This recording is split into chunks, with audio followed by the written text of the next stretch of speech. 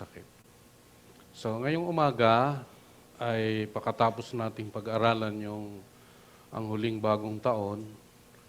So titingnan natin ang layunin natin sa pag-aaral na ito upang may akma natin yung buhay ayon sa ginawa ng Panginoong Yesus.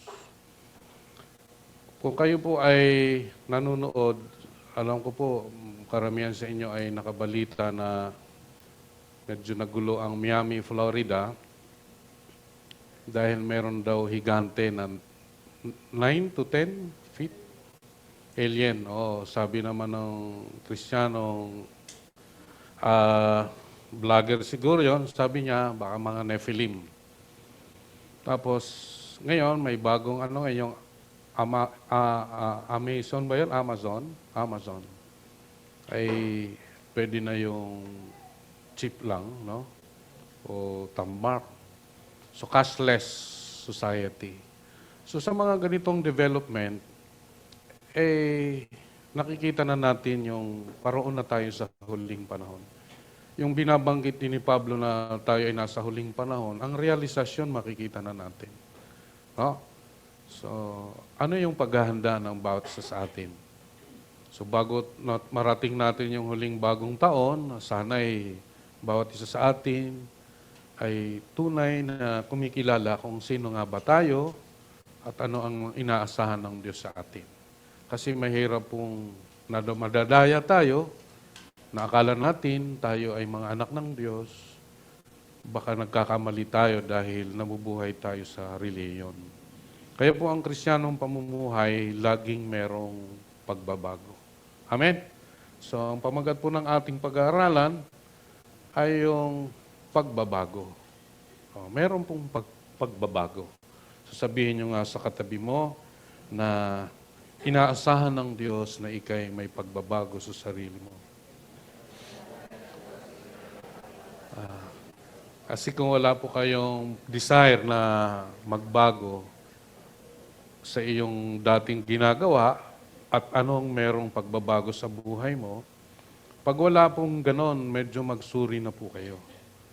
Dahil laging at tiyak na merong pagbabago. Amen? So, yun. Ating kukunin sa Roma 6, pabasa natin. Wala. Sige, ako na muna. Ano ngayon ang sasabihin natin? Ito po yung binigyan diin ni Pablo dahil yung mga taga-Roma, gayon na lamang nila sinasalangsang o niyurakan yung kagandahang loob ng Diyos. No? Sige, tuloy mo na, Ate Hana. Roma 6, 1-9. Ano ngayon ang sasabihin natin? Patuloy ba tayong magkakasala upang sumagana sa atin ang kagandahan loob ng Diyos? Hinding-hindi. Tayo'y patay na sa kasalanan. Paano pa tayo mamumuhay sa pagkakasala? Hindi ba ninyo alam na tayong lahat na nabautismuhan kay Kristo Jesus ay nabautismuhan sa Kanyang kamatayan?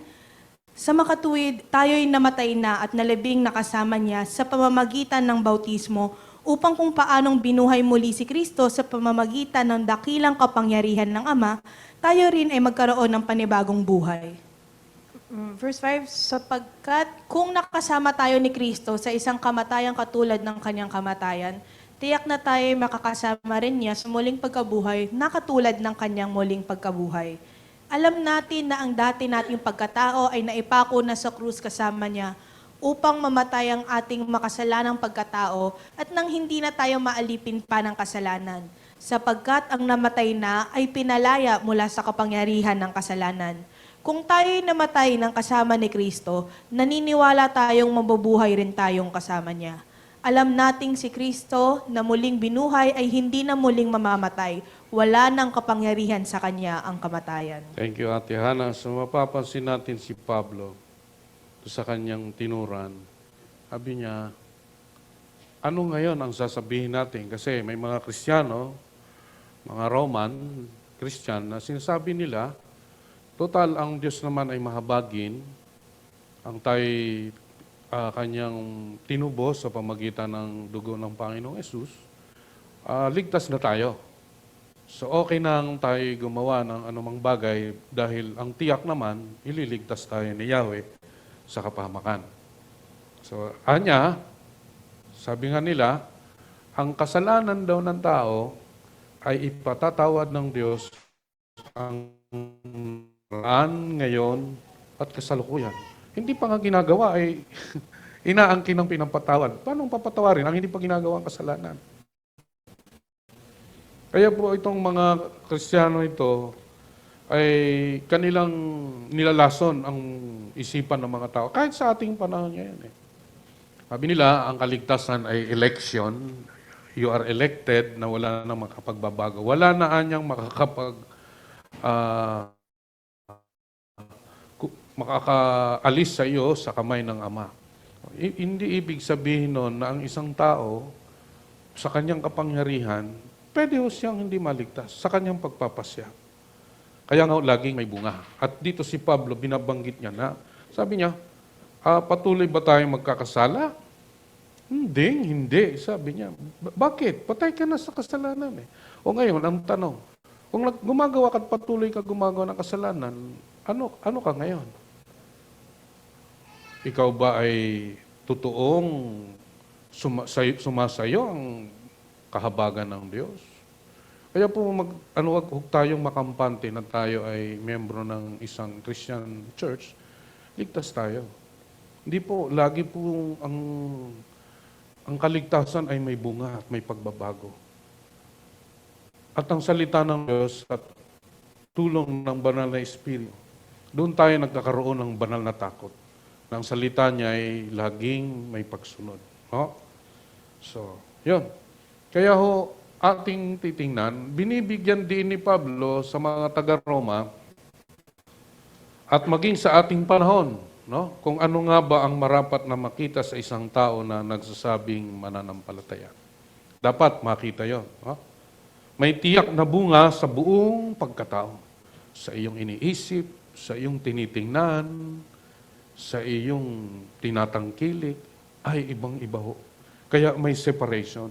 Lagi pong may separation. Oh? Ito ay may pagbabago sa buhay niya na kalikasan ng sinumang kasamang namatay. So ang kalikasan na ng mananampalataya, ang siya'y kasamang namatay, inilibing at binigyan ng pag-asa sa pagbangon mula sa mga patay ng Panginoong Yesus. Kaya ho, tayo'y kasama ng namatay ang ating dating pagkatao. So, ang tanong, bakit nagpapatuloy ka pa rin? Nagpapatuloy tayo sa pagkakasala kung meron, gumagawa noon. Pero marahil wala naman mga taga-bangkal na gumagawa noon. Pero ito mga kapatid, minsan ang ating pong pagbigay ng label sa kasalanan ay yung ikaw ay pumapatay, ikaw ay nagnanakaw, ikaw ay nangangalunya. Pero yung ginagawa mo, hindi mo ginagawang mabuti, kasalanan po yun. Ang hindi mo isagawa ang kalooban ng Diyos, kasalanan po yun. Halimbawa, sabi niya, huwag niyong kaligtaan magtipon. Pero ang iba, kadaling magdesisyon na hindi sila sumamba sa mga pagtitipon. Di po ba? So may kalikasan po. So dahil tayo nga po ay binigyan ng bagong buhay at pag-asa.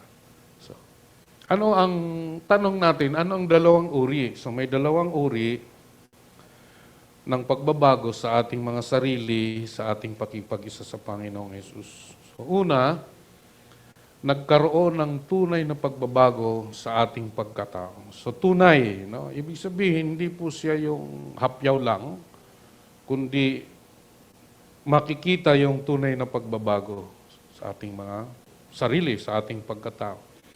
Kaya po ang mga alagad, nung tinanong nila ang Panginoong Yesus, paano namin malalaman kung sila nga'y ang mga mananampalataya o disipulo? Sabi niya, sa bunga ninyo sila makikilala. So, tanungin natin ang ating mga sarili.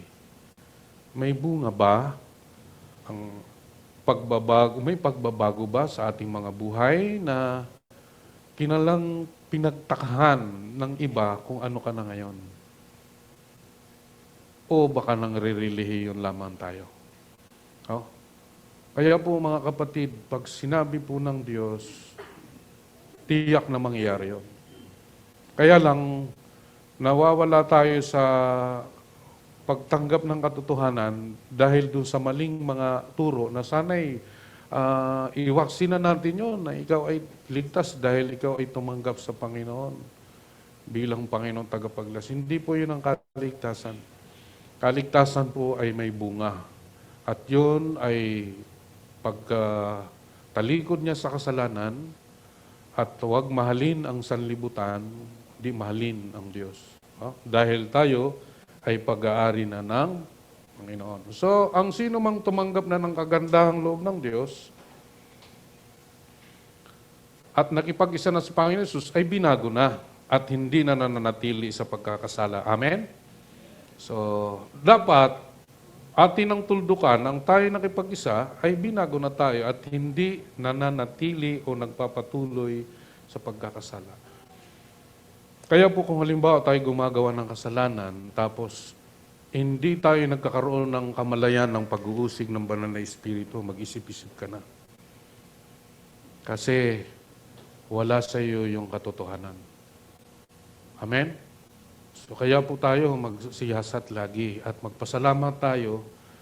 Ito mga kapatid, kapag tayo'y inuusig ng banal na Espiritu, kapatid, mapalad ka. Dahil ikaw ay pinagpapala ng Diyos upang hindi malunod muli sa kasalanan. Amen? Mapalad ka dahil muli kang ibinabalik ng Diyos. No? Kaya ang nagbabago na siya tungo sa imago Christi, yung representante o kalarawan ng Panginoon. So ang pagbabagong ito ay patungo sa pagbabagong minimiti natin sa pagbabalik ng ating Panginoon. Kaya nga, ang sino mang nagsasabing siya ay Kristiyano, subalit hindi naman nagbabago ay masasabi natin siya ay mangmang o ignorante o kaya ay matigas ang ulo. Stubborn.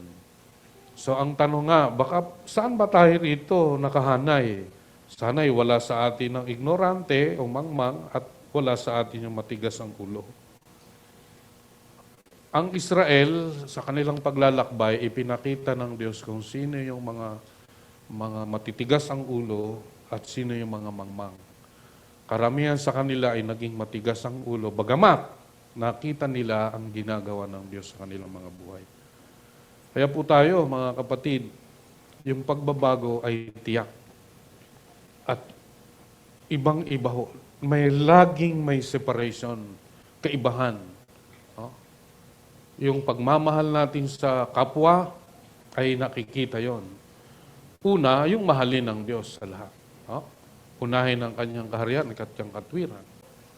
Pagpapatuloy, paglakad sa panibagong buhay. So, kailangan maglalakad ka. Hindi ka pwedeng permis. Kailangan mong lumakad.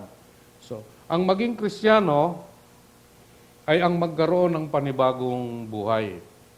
Hindi interesado ang Panginoon na nai-reform lamang tayo. Ang ibig niya ay mamatay tayo sa sarili upang makalakad tayo sa panibagong buhay. So ang gusto ng Diyos, hindi lang tayo na reform, ay ako'y born again na.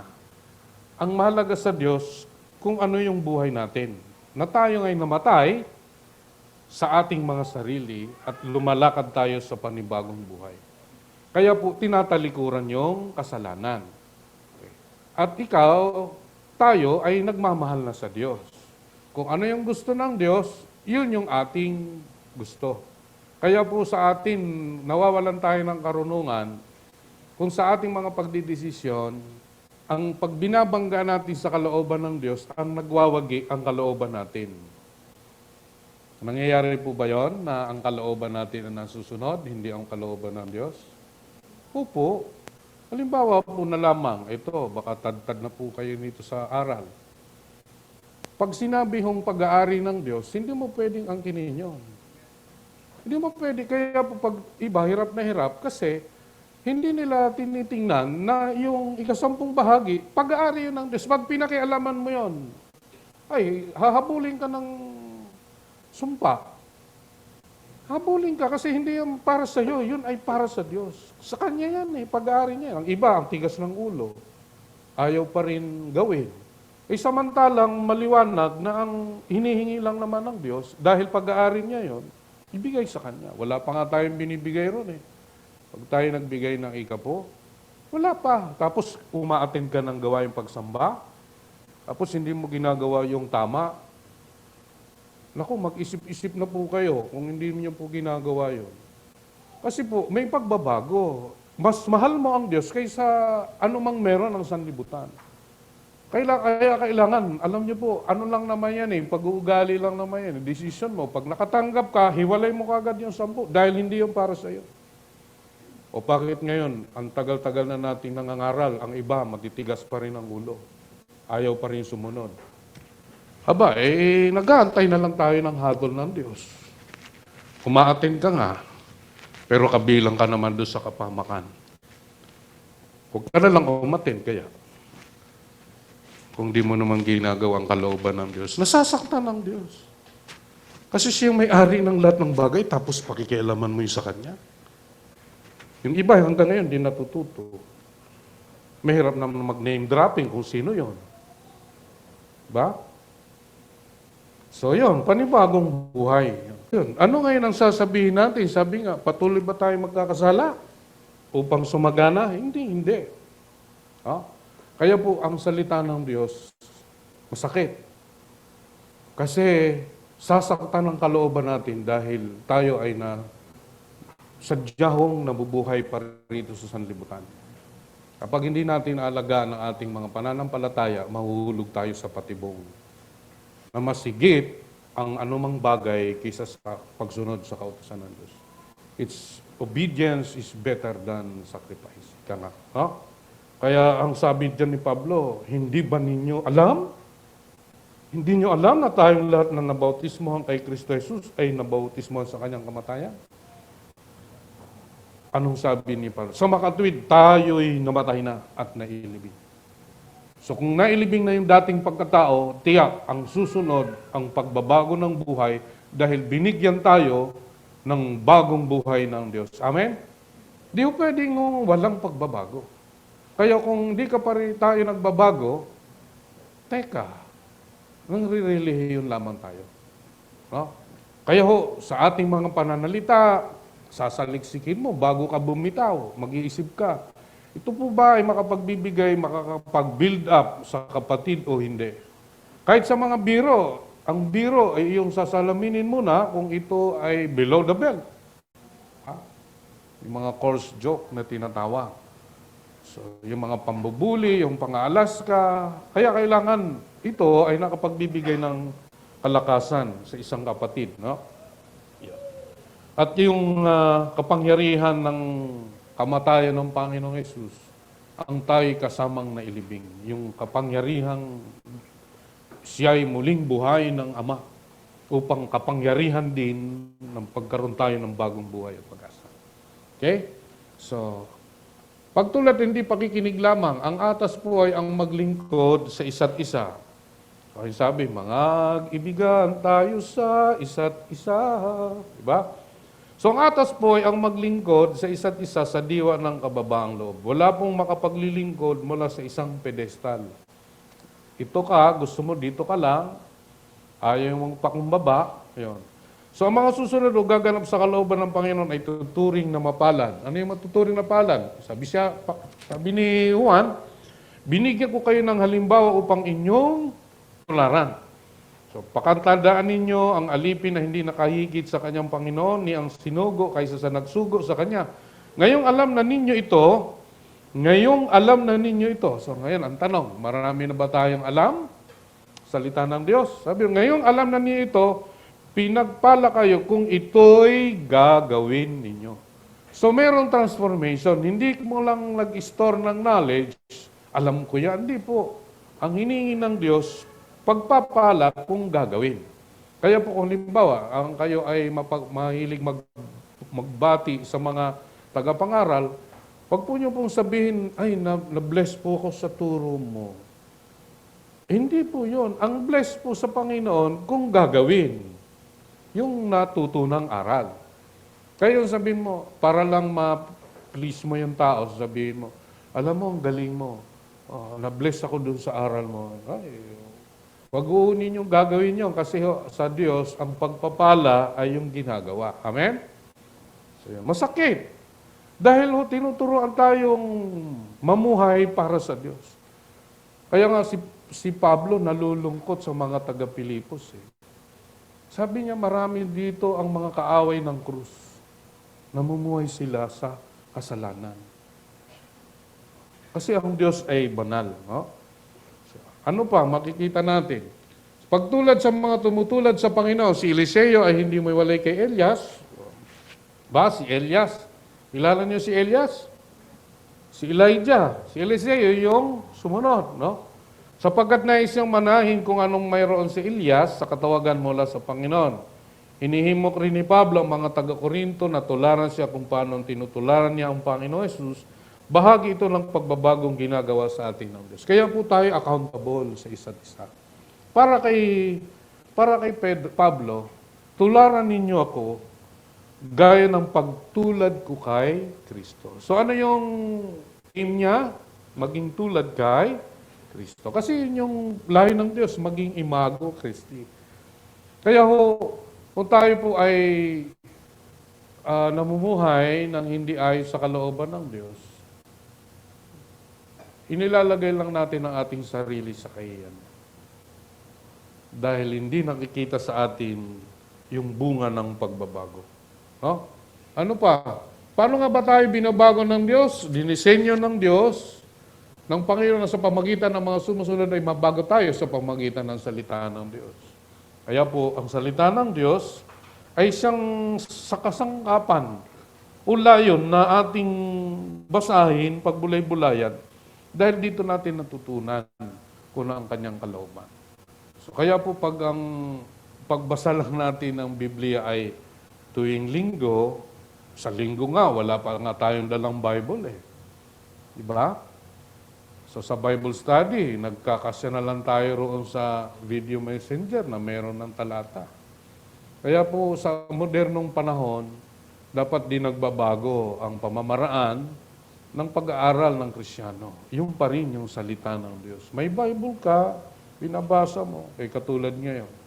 Kung hindi mga listo yung ating MediaTek, di na nga tayo ngayon dito. No? So kaya po maganda pa rin yung hard copy. Meron kayo noon. Kasi pag halimbawa, nagbasa ka ng Biblia, tapos bigla na lang pasok ka sa Facebook o Messenger, wala na yun. Yung Bible natin ay nasa cellphone. Hindi po siya Bible. Gamit lang siya na hindi natin pinahalagahan.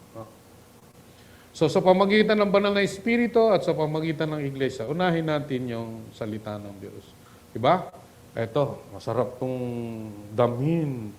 Masarap tong damhin . Yung kung ano yung ginagawa ng Diyos. So, Ate Hana, pabasa nga ng para sa iyo. Tinanggap ko sa pamamagitan ng kapangyarihan ng Diyos ang lahat ng bagay na magtuturo sa akin upang ako'y mamuhay na makadiyos. Ito ay dahil sa aking pagkakakilala kay Jesus, na siya ring tumawag sa akin upang bahaginan ako ng kanyang kaluwalhatian at kadakilaan. Sa paraang ito ay binigyan niya ako ng mga dakila at napakahalagang pangako upang makaiwas ako sa nakakasirang pagnanasa ng sanlibot ng ito at upang makabahagi ako sa kanyang likas bilang Diyos. Thank you, Ate Hana. So mapapansin natin kung aangkinin mo salita ng Diyos, di mo ilarawan yung kagalakan, yung presensya ng Diyos. Kasi, ang dealing lagi ng salita ng Diyos, personal. Hindi po siya, iglesia, pero pag angkinin mong para sa iyo, ay magbabago yung pananaw mo sa pagbabasa ng Biblia. Diba? Kasi sinulat ito sa mga Kristiyano ni Pedro. So, i-address niya. So, angkinin mo.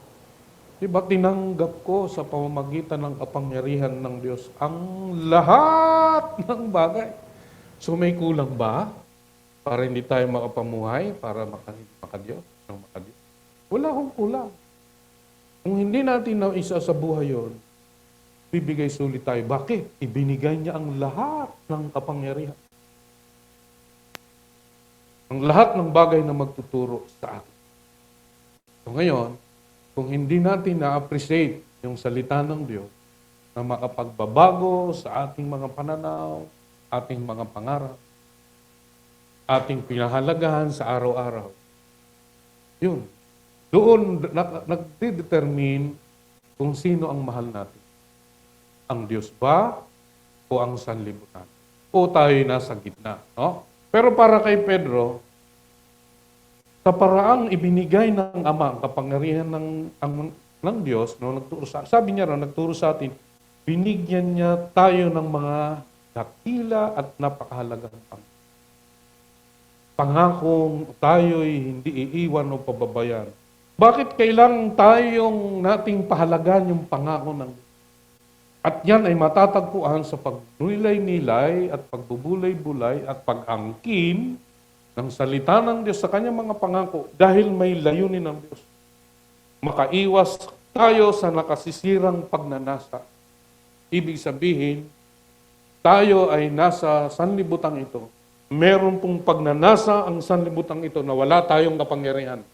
Ang tanging may kapangyarihan ay ang Diyos. Tayong nakipag-isa sa Kanya sa tulong ng Banal na Espiritu. Makakapamuhay tayo upang hindi magkasala laban sa Kanya. At yan po yung pagbabago. Oh. So, mayroong pong nakakasirang pagnanasa ang mundong ito upang makabahagi tayo sa Kanyang likas bilang. Makabahagi tayo sa pamagitan ng pag-angkin, ng kalagayan natin kung sino tayong pinangakuan ni Yahweh. Diba? Ano pa? Ngunit ikaw, magpatuloy ka sa mga aral na tutunan mo at matibay mong pinaniniwalaan. Matibay mong pinaniniwalaan. Ang tanong, meron ba tayong matibay na pinaniniwalaan? Pagkat kilala mo ang mga nagturo nito sa iyo, ang mga nagturo nito. Kaya po wala hong self-study. Dahil ang iglesia ay sama-sama, tayo ay nasanay upang matuto tayo. Halimbawa, contextual study of the Bible. Yun, ang iba ayaw, hanggang character formation lang. So, sayang yung talinong binigay ng Diyos. So, mula pa sa pagkabata, alam mo na. Oh. Tanong, alam ba natin ang banal na kasulatan ay nagtuturo ng kaligtasan? Sa pamagitan yon ng Panginoon. So, hindi po pwedeng ilayo ang salita ng Diyos sa ating pagbabago. Kaya po, lagi ho nating suriin ang ating mga unahin lagi. Kaya ako, higising at higising dahil alam ko yun yung tama. May mga pagkakataon lang talaga na di pwede. Pangag ka na. Wala ka ng tulog. Wala kang wisdom. No? After na lang. No? Bakit? Ano ba ang lahat ang kasulatan na pinaniwalaan ni Timoteo na kung saan nagturo sa kanya sa kaligtasan? Kasi ang kasulatan ay kinasin ng Diyos at kapakipakinabang sa pagtuturo ng katotohanan. So ngayon, sa sarili mo, wala sa iyo yung katotohanan, ang dali mong magsinungaling, ang dali mong gumawa ng mga palusot para lang may iwas ang sarili mo, mawawalan ka ng pag-uusig. Wala kang salita ng Diyos. Tapos pagdating ng linggo, aamin din tayo, aawit din tayo. Kaya ito, papansin niyo po eh. Sa pagsamba, may mga tuod. Wala lang. Maawit, hindi po yun. Eh kung ang Diyos ay naghanda, paano naghanda ang Diyos? Pinaghandaan ng Diyos ang pagsamba. Pasalamat tayo sa temple, sa ushering, diba? Entertainment, music, ministry. Inihanda tayo ng Diyos tapos wala tayong kanang sumamba. Sabihin may kulang. May kulang. Hindi natin ginawa ang Lunes hanggang Sabado na siya'y sambahin paglinggo. Mas lamang tayo sa mga isipan ng sanlibutan. Kaya po may warning eh. Huwag mong ibigin ang mga bagay sa sanlibutan. Kakarahuyo, na yung nakikita, ba? Pagkat ito ay hindi galing sa Diyos. ito ay galing kay Satanas. No? So, kinasihan ang salita ng Diyos. Bakit mahalaga yung pagbulay-bulayan at angkinin? Kasi sabi ron, sa 17, upang ang lingkod ng Diyos ay maging ganap at handa sa lahat ng mabubuting gawain. Paano tayo makakagawa ng mabubuting gawain? Paano tayo mahahanda kung tayo bilang lingkod ay hindi natin ipinahalagahan ang salita ng Diyos? Amen? Sana'y magbago na po tayo kasi hindi na tayo marapat na magpatuloy sa pagkakasala. Ang hindi pagbubulay-bulay ng salita ng Diyos ay pagkakasala. Bakit? May ituturing siyang kasalanan dahil ang mabuting gawin ay ang makipagniig sa Diyos. Unahin ang kanyang kaharian at katwiran. Yun yung niya, ibigin mo ang iyong Diyos ng buong puso, buong lakas at buong kaluluwa. Paano natin masasabing iniibig natin ang Diyos kung wala tayong panahon sa Kanya? Diba? Masakit minsan, pero kailangan nating mag-isip dahil ayaw tayo ng Diyos na mapatuloy sa kakahantungan sa pahamakan. Marami pa rin ang dumadaan sa maluwag na at ang tuloy kapahamakan. Kaya po nalason tayo ng aral ng iba. Once saved, you're always saved. Hindi po. Depende yan kung paano natin sinasabuhay ang mga salita ng so, ang sumunod sa pamagitan ng banal na Espiritu. Pansinin natin yung pagmamahal ng Diyos. Ayaw niya tayong mapahamak, ibinigay niya yung banal na Espiritu. Sabi niya, sinabi ko na sa inyo mga bagay habang kasama pa niyo, ngunit ang patnubay ang Espiritu Santo na isusugo ng Ama sa pangalan ko ang siyang magtuturo sa inyo ng lahat ng bagay at magpapaalala ng lahat ng sinabi ko. Mapapansin natin, mapapasalamatin ng Diyos, hindi lang ang salita niya, kundi narito ang parakleto, banal na Espiritu. Dahil tinitiyak ng Diyos na tayo ngay mananagumpay. Na tayo ng mga anak na nakipag-isa sa Panginoon Jesus ay mamumuhay ng merong kabanalan. Mamumuhay ng merong kagalakan sa gitna ng kahirapan. Kaya po ako question po sa akin yung, sa akin lang ito.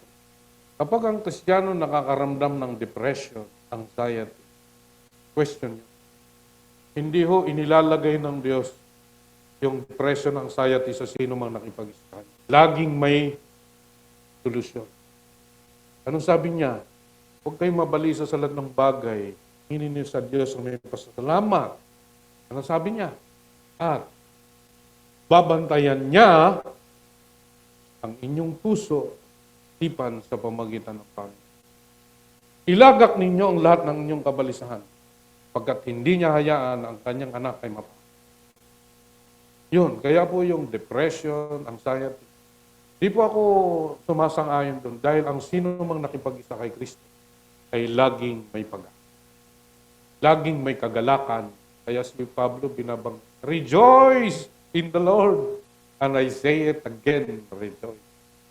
Dahil ang buhay, kagalakan, ang tanging makapagbibigay niyan ay ang kaya sinasabi lagi ni Pablo, sumainyo nawa ang pag-ibig at pagpapala at kapayapaan. Yan lang eh. Amen? Dito po nagtatapos ang ating gawain. No? So pangatlo sa pamagitan ng iglesia, ayan. Kaya po hindi po pwedeng ang wala hong pagkikilaho. Iglesia. Dito tayo madadapa, dito tayo malulungkot, tayo iiyak, dito tayo magtatampo. Pero dito tayo hubugin ng Amen? Kaya wala hong aalis ng iglesia. Pag umalis ka, kawawa ka. Puputakihin ka. Dahil sinayang mo ang pagkakataon na kung saan ang Pangulo, ang Panginoong Jesus, kanya hong dadalhin ang kanyang iglesia ng walang bahid at walang kasalanan. Malinis. At yun ay tayo binabago sa araw-araw. No? Kaya sabi niyan, bawat sa atin nakatanggap ng tayong kaloob ayon sa sukat na binigay ni Kristo at binigyan ilan ng kaloob. Pansinin niyo, binigay yung 5, propeta, apostol, ebanghelista, pastor at mga guro. Bakit niya inilagay yon? Kasi kailangan ihanda sa paglilingkod ng lahat ng mga hinirang. Ang tanong, kinikilala ba natin ang tayo hinirang ng Diyos na inilagay sa kanyang iglesia?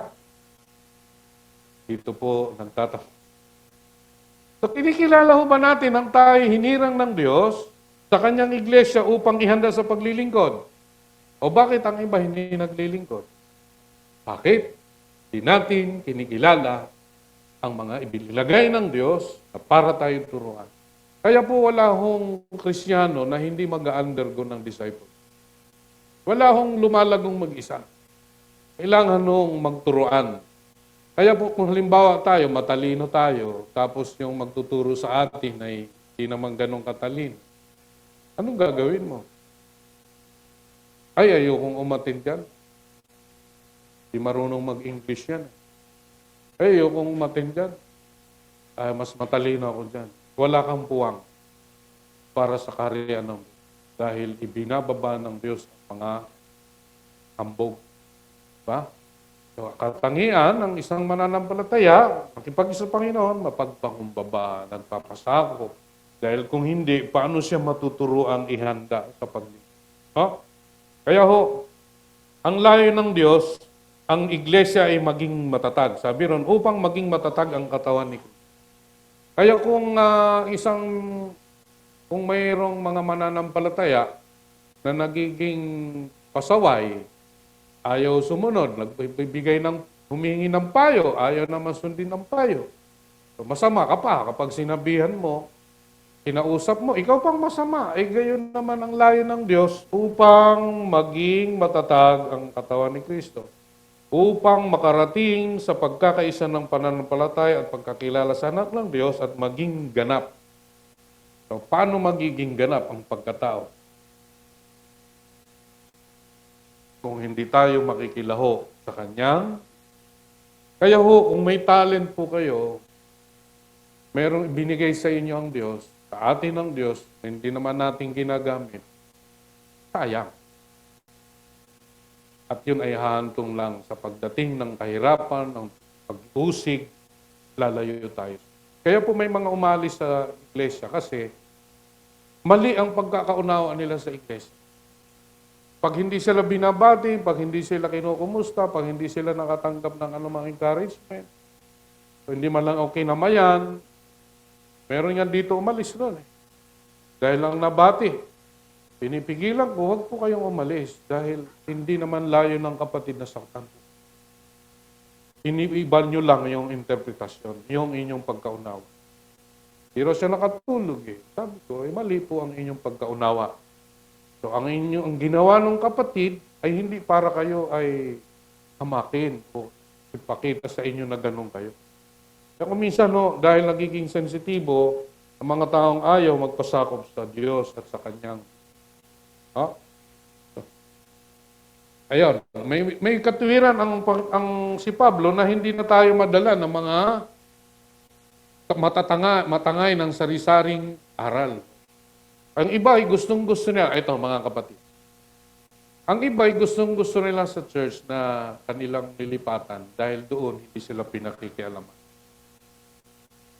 Magagawa nila ang gusto nilang gawin pagdating ng linggo, pagbabatian sila, pero hindi nagpapasako sa loob. Yung ba'y makakatulong sa kanya upang dumago? Di po. Di nagkakakilanlan eh. Kaya po tayo, sinusulong natin ang simbahay dahil doon natin makikita yung mga aral ng mga apostol na sa loob ng simbahay na isa sa pamuhay nila, ang kalooban ng Ama. No? Kaya po, ang layo ng iglesia, ang bawat isa sa atin ay lumaki ang katawan at ipatatag ito ang sarili sa pamamagitan ng pag-ibig. So, paano mo naman masasabing ikaw ay umiibig kung hindi ka naman kabilang sa iglesia? Bahay. So, kabuti ka lang, hindi ka naman dumadalo. So, pag nakarinig ka ng aral na medyo di mo gusto, hindi ka na uli aattend. Yun yung mahirap.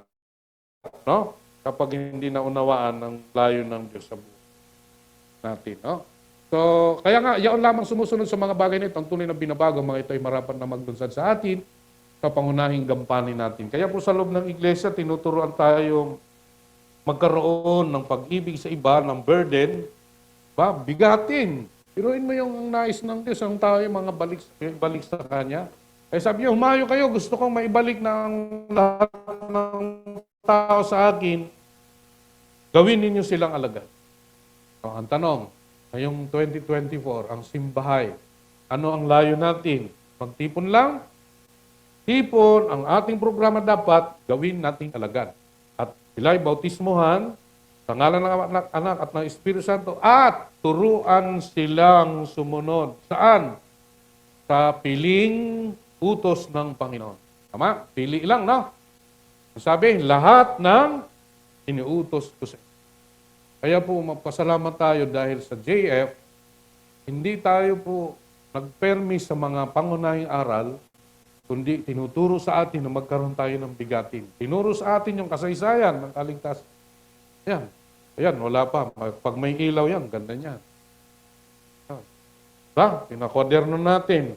Kasi mahalaga hong maunawa natin ang layo ng Diyos sa simula't sikap. So pangalawa, dalawa lang naman to, dalawang uri. Ayan. Yung ibalik na ano to, ibalik. No? Ang pagbabago sa ating katawan. Ano yun? Magiging slim ka? Dati kang taba, magiging slim? Dati kang ngit pa, ngayon gwapo na. Yung ba yung ibig sabihin ng pagbabago ng katawan? Yan. So, dito sa ano natin, makikita natin yung buhay Kristiyano. So, bilang bagong nilalang, yung likas nating buhay, eto, ay hindi pala natatamaan yan. Likas na buhay, doon sa punto ng buhay na born again ka. Tapos, pwede kang pumaroon muli sa buhay na hiwalay sa Diyos. Yung naka-dotline na yan, pwede uling gawin mo yan kung hindi ka magpatuloy sa iyong pagiging bagong isinilang na muli. Kasi nga, ang nais ng Diyos, yung mga na-born again, bagong nilalang, buhay pananampalataya. Dapat ganon. Kaya po, lagi hong merong pagsasakripisyo dahil ang likas nating buhay, yun yung gusto natin. Pero dahil patay na tayo sa dating pagkatao, na ang layon ay maging makalaman, ginagawa lang natin para sa ating sarili ngayon, ginagawa na natin para sa ikabubuti o ikaluluwalhati ng Panginoon. Kaya sabi ni Pablo, whether you eat or drink, sabi, do it all for the glory of God. Kaya tatanong ka, ito pang gagawin ko ngayon, ang panunuorin ko, makapagbibigay luwalhati ba ito sa Panginoon? O itong pag-aksaya ko ng oras sa social media, makapagbibigay ba ng luwalhati sa Panginoon?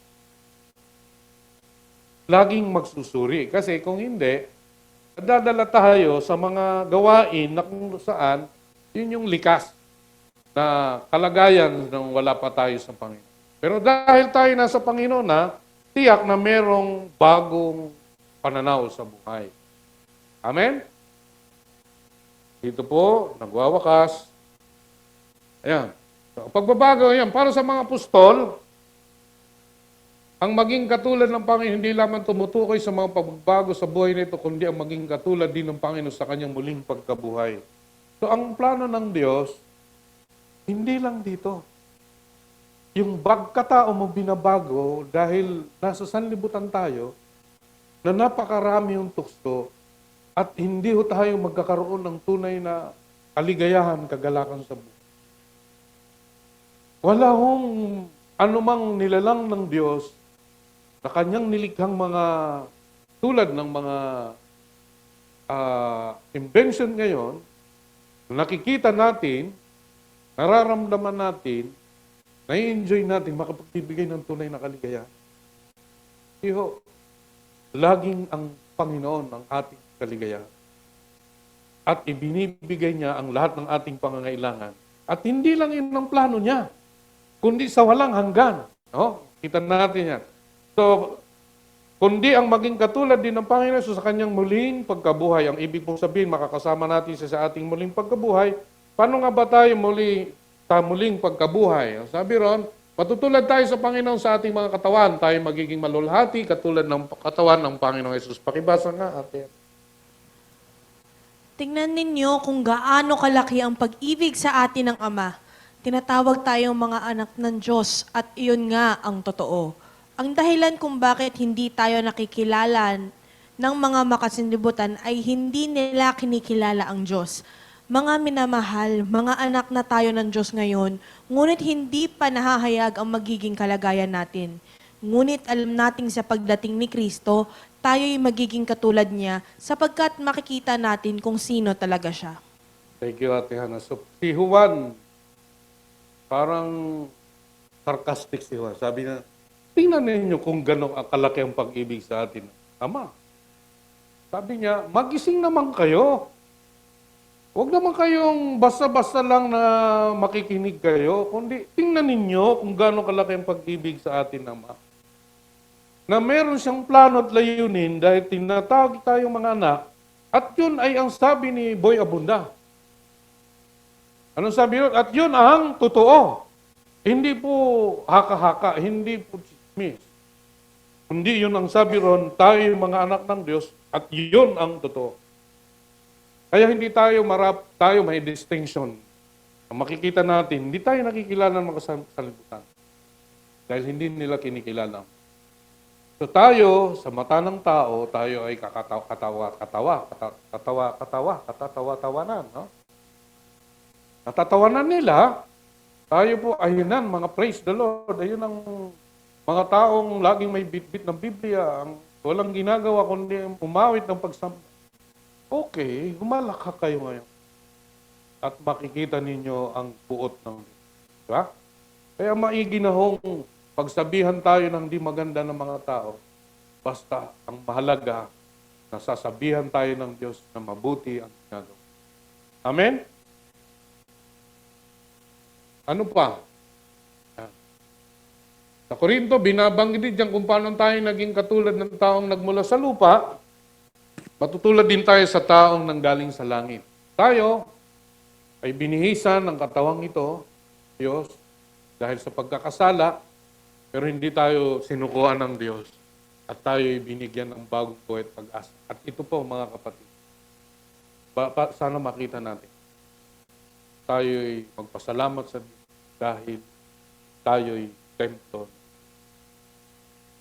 Kaya ang sino mang sisira sa templo ng Diyos ay mananag.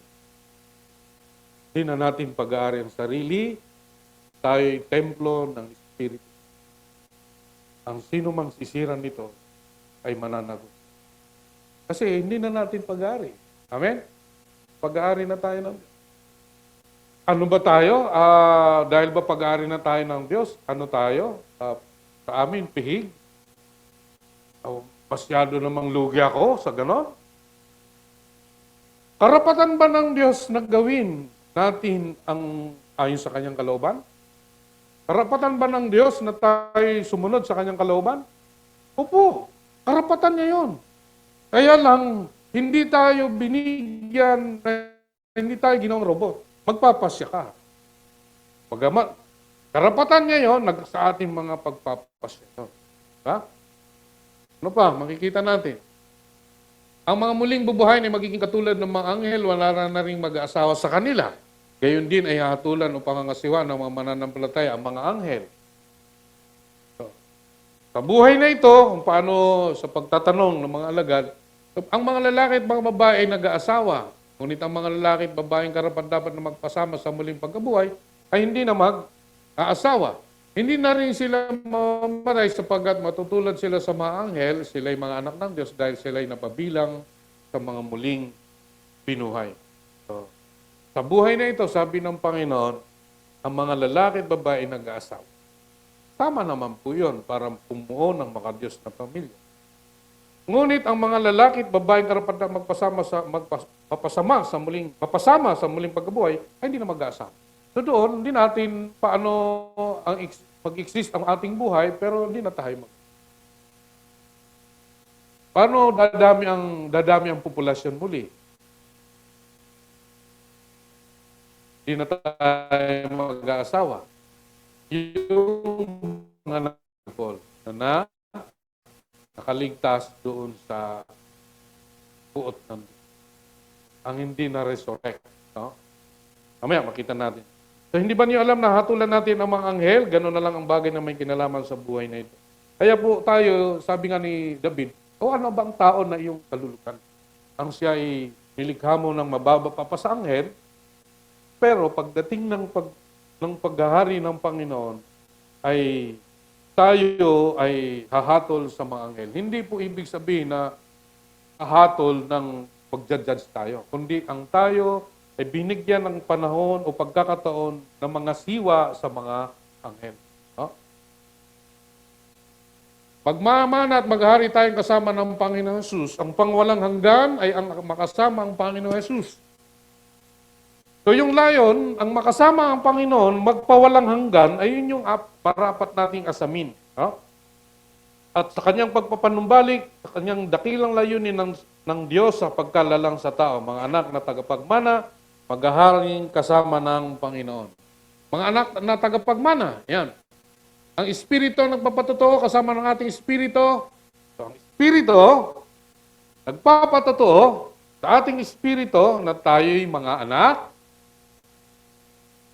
Sabihin mo nga sa katabi mo, sabihin mo sa katabi mo, ika'y anak ng Diyos. Pansinin niyo to. At yamang mga anak, tayo mga tagapagmana ng Diyos at kasamang tagapagmana ni Kristo.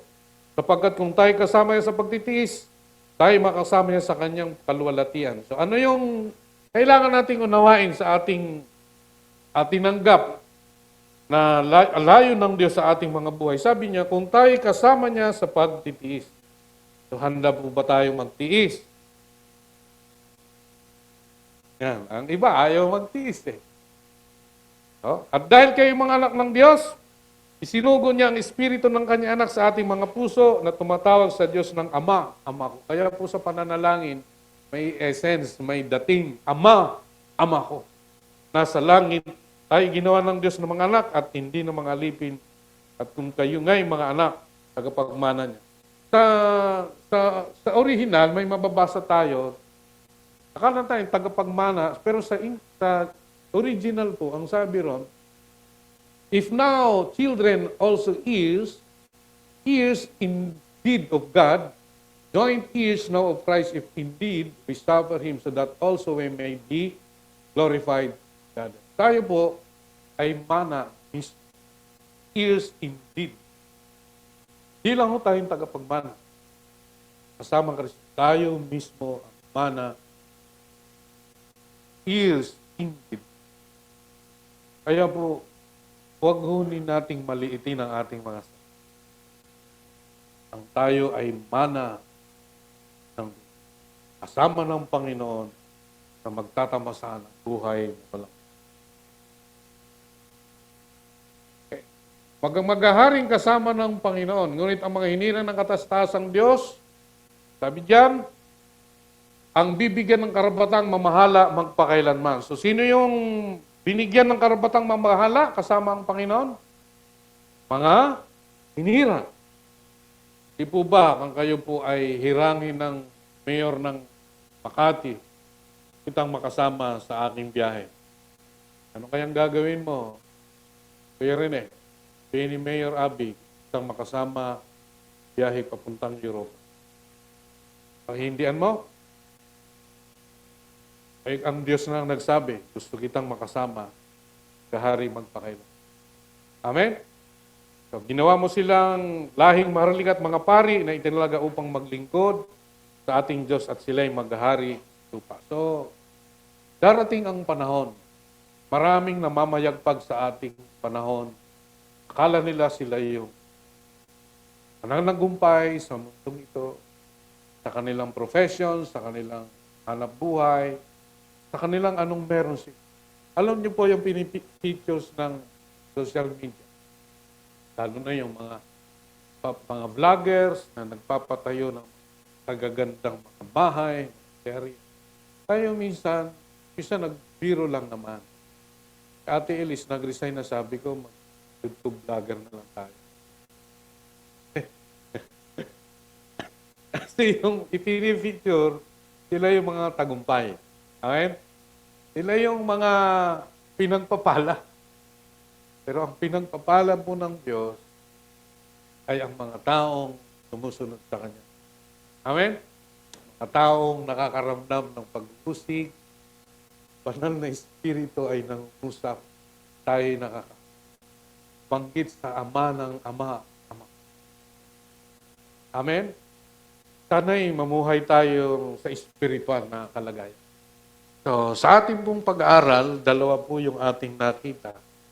Yung pagbabago sa ating pagkatao. At pangalawa yung pagbabago sa ating sariling katawan, sa ating katawan na maluwalhati. Tayo po ay magiging Elohim. Alam niyo po ba yun? Na tayo po magiging Elohim? Uri, ang ibig sabihin ng Elohim, uri, spiritual na kalagayan. So, ang maraming Elohim, maraming ang nagrebelding Elohim. Pero tayo ay magiging Elohim pag tayo meron ng katawang niluwalhati. Kasama. No? Ayan, ang timetable, mangyayari po yung wrath of Satan diyan sa 4:6 na kung hindi pa iksi ng Diyos, walang matitira. Walang maliligtas. Pero salamat po sa Diyos, nawa, sa pagbabago ng panahon at teknolohiya, sana'y di tayo mapabilang sa mga uusigin sa panahon ng wrath of Satan. Wala kang tatak, pwede. No? Kung wala kang allegiance sa Kanya, hindi ka sasamba sa beast, sa halimaw, sa Antikristo, kawawa. Mahirap mong mamuhay ng Kristiyano sa panahon na yan. Kaya hanggang ngayon, dapat habang tayo hindi pa nariyan, seryoso tayo na para sa Diyos. Kasi sa pagharap natin sa Diyos, hindi dahil tayo tumatawag sa Kanya ng Panginoon, makakapasok tayo sa Kanya. Pero ito ang pagpapasalamat natin. Kung tunay nga tayo nakipag-isip sa Panginoon, ang sabi ng Panginoon, kayong mga gumagawa ng kalooban ng Diyos ang makakapasok sa Kanya. Nagiging tama ang motibo ng Kristiyano sapagkat nasa Kanya ang banal na Espiritu. At ang salita ng Diyos na Kanya-Kanyang nagiging sandata upang naramdaman paglilingkod ayon sa Kanya. Kaya mapalad tayo sa dahilang itinuturo sa atin ang tayo'y mamuhay. Amen? At nakatitiyak tayo, huwag po kayong mangamba at baka sabihin nyo, baka isa ako sa mga tatakwil ng Diyos na hindi okay. Pero dapat tayo magsunod. Kung namumuhay nga tayo para sa Diyos, sinusunod natin ang kaloob. Laging tama ang ating motibo. Kaya ka tumutulong sa kapwa, hindi para sabihin mabuting tao. Kaya ka tumutulong sa kapwa dahil marami ang nakapagbibigay pasalamat sa Diyos. Amen? Marami ang nalaluwalhati, marami ang nagsasaysay ng salamat o Diyos na may tao kang ginamit upang ako'y pagpalain. Kaya po doon sa mga nakakatanggap ng mga pagpapala sa iba, ano ang suklidin ninyo? Ang iba hindi marunong magpasalamat sa Diyos. Pag nakakatanggap kayo ng pagpapala mula sa iba, na merong gumagawa rito sa loob ng iglesia, magpasalamat kayo sa Diyos. Paano kayo magpapasalamat sa Diyos? Thank you? Di po. Magbigay po kayo ng kusang handog, Ama. Pagpapasalamat ko po. Dahil may ginamit ang tao para ko ipagpapalain. Ang iba ay na lang. Kaya po ito, mga kapatid, kapag tayo nakakatanggap ng pagpapala sa Diyos at hindi natin pinapasalamat sa Diyos, hindi ka magbabago. Ang lagi mong asam, pupunta ako sa church, makakatanggap ako ng pagpapala. mali ang nagiging motibo ng iyong pagpunta rito sa church. Kailangan, pag nakakatanggap tayo, magbigay tayo ng luwalhati sa Diyos dahil may ginagamit siyang mga tao. Amen? Magbigay kayo ng kusang handog pagpapasalamat sa Diyos. Pagpapasyahan ninyo. Hindi ho kayo yung laging tanggap ng tanggap pero wala kayong pagpapasalamat sa Diyos. Sinasabi ko ito dahil mahirap kung kayo'y namamalagi rito nang hindi ninyo kinikilala ang Diyos sa inyong mga buhay. Amen? Dapat tayo marunong tayong magbigay ng utang na loob sa Diyos. Ang tao'y kinakasangkapan lang niya para tayo pagbalain. Magbigay din tayo ng parangal sa Diyos. Kahit nga doon sa tao, hindi nila ipapaalam yon. Kasi sila ang nagbibigay. Bakit? Baka agawin nila ang kalwalhatian na para sa Diyos lang. Kaya ako nire-respeto at humahanga ako sa mga tao na nagbibigay ng tulong na hindi pinapaalam na galing sa kanila. Dahil gusto nila ang tao'y magbigay luwalhati sa Diyos. Dahil yun yung tama. Amen? So mga kapatid, hihiwalay pa rin sa walang hanggan ang mga taong susuway sa Kanya. Hihiwalay niya, kaya po, ang tayo marapat na magsuri, may pagbabago ba sa buhay ko upang ako ay taong binabanal ng Diyos na isasama niya sa bagong langit at bagong lupa. Dahil ang mga tao na kaaway ng krus, sila ay ibubulid sa kapahamakan dahil sinasayang ang pagkakataon, andyan ang salita ng Diyos, andyan yung Espiritu ng Diyos, andyan yung iglesia, andyan yung mga apostol, guro, propeta, ebangelista, pastor, na sinasayang ang pagkakataon na nabubuhay sa mundong ito na hindi nakikita ang kahalagahan ng ginagawa ng Diyos sa ating mga buhay. So bilang pong pagtatapos, may nakita tayong dalawa. Una, yung tunay na pagbabago sa ating pagkatao. Pangalawa, ang pagbabago sa ating katawan. Maluluwalhatiin ng Panginoon. Ayan, ang ginagawa ni Yahweh sa kasaysayan. Tayo ay ayaw niyang mapunta riyan. Umagawa siya. Yung makikita niyo yung mga tao na yan, no? Papunta roon. Manampalataya sa Panginoon, yung kanyang ginagawa. Okay, so ang pagbabago ng isang mananampalataya ay may dalawang bahagi. Una, ang patuloy na pagbabago sa buhay na ito ayon sa layunin at disenyo ng ating Diyos. Ito ay ang pagtulad sa Panginoong Hesus na ating maranasan sa pamagitan ng salita ng Diyos, sa pamagitan ng banal na Espiritu at sa pamagitan ng Iglesia. Ang anumang pagtatangka ng pagbabago na hiwalay sa mga ito ay magdudulot lamang ng kabiguan at kapigatian. Sa muling pagdating ng Panginoong Hesus, ay babaguhin niya tayo upang magkaroon ng katawang katulad ng kanyang katawan na maluwalhati. Gagantimpalaan niya tayo ayon sa ating ginawa noong tayo nabubuhay pa. So ang gantimpala po ay depende sa ating ginagawa dito sa mundo. At maghaharing kasama niya sa panghabang panahon. Ito ang pangwalang hanggang kalagayang naghihintay sa mga namatapat sa Kanya.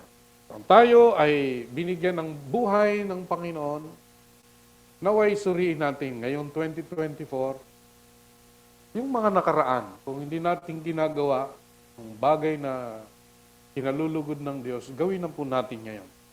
Dahil darating ang panahon, sa mga aral ng Diyos, nagiging manhid na po tayo. Dahil hanggang tagapakinig na lang tayo, at wala tayong pagpapasyang magbago. Dahil may kakayanan tayong magbago, dahil binigyan tayo ng bagong buhay at pag-asa ng Panginoon. So, mga kapatid, ang aral na ito naway maging gabay natin, pagbulay natin. Ako nga ba'y anak ng Diyos? Ako nga ba'y binago ng Diyos? Ako nga ba'y nagpapasyang gumawa ng mabuti para sa Diyos? So, magandang umaga po at pagpalain tayo ng Panginoon.